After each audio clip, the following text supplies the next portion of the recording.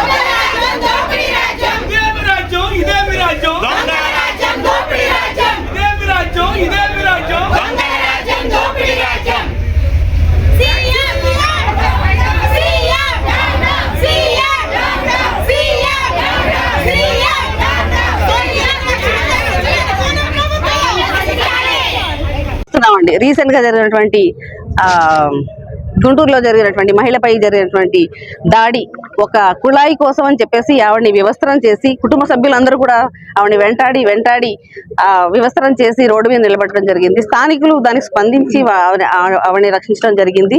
ఇలాంటి దాడులు ఇది మొదటిసారి కాదు, చాలా చోట్ల కూడా చూస్తున్నాం మనం. ఈ దాడులు జరగడానికి మన ప్రతిపక్ష పార్టీయే కాదు, వాళ్ళ పార్టీ అని కూడా ఏమి వెనకాడకుండా వాళ్ళు చేస్తున్నటువంటి దాడులు ఇదంతా కూడా అధికార మదం, పోలీసుల అండ ఉండబట్టి వాళ్ళందరూ కూడా ఈ టీడీపీ నాయకులు అవనివ్వండి, కూటమి ప్రభుత్వం అవనివ్వండి, ఇలాంటి చేష్టలు చేయడానికి వాళ్ళు ముందుకు వస్తున్నారు.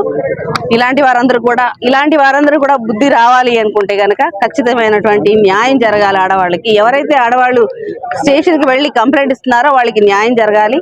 ఖచ్చితంగా ఈ విషయంలో మేమందరం కూడా ఎటువంటి పరిస్థితుల్లో వెనక్కి తగ్గే విషయం లేదు.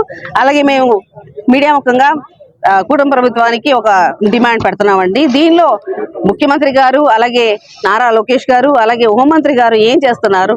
పడుకుంటున్నారా, లేకపోతే కళ్ళు కూసుకుని జరుగుతున్న విషయాల్ని పక్కదోవ పట్టిస్తున్నారా అనేది మా అందరికి కూడా ఆశ్చర్యంగా ఉంది. ముఖ్యంగా హోంమంత్రి గారు ఆడవాళ్ళ విషయాల్లో ఎటువంటి పరిస్థితుల్లోనూ కూడా ఆవిడకి అలా చేసుకోవట్లేదు.